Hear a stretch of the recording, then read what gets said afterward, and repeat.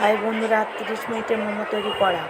প্রথম মাংসগুলো টুকরো টুকরো করে নিয়ে নিয়েছি এবং ধনে পাতা কুচি, লবণ দেওয়া হচ্ছে এবং পেঁয়াজ কুচি, আদা রসুন বাটা এবং গোলমরিচের গুঁড়ি দিয়ে এটাকে ভালো করে মিক্স করে মাখানো হবে এবং তার সঙ্গে একটু সাদা তেল দেওয়া হচ্ছে এবং সয়াসও একটু দেওয়া হচ্ছে, দিয়ে এটাকে মিক্স করে ভালো করে মাখিয়ে 30 মিনিটের জন্য রেখে দেওয়া হবে।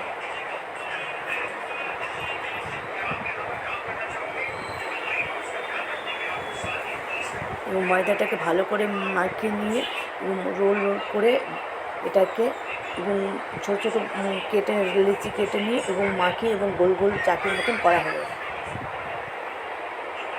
আপনারা একটা বাটিতে সাইজে করেও কাটতে পারেন, কেটে এটাকে সাইজ মতন হয়ে যাবে। এর মধ্যে পুর দিয়ে ছোটো ছোটো করে মোমো তৈরি করে ফেলতে পারেন।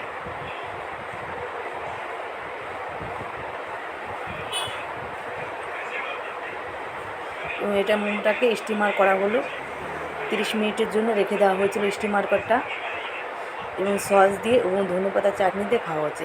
ধনেপাতা চাটনিটা একদিন বলবো অন্য দিন বানানোর সময় কীভাবে তৈরি করা হচ্ছে, আপনারা খেয়ে দেখবেন একবার, খুব সুন্দর।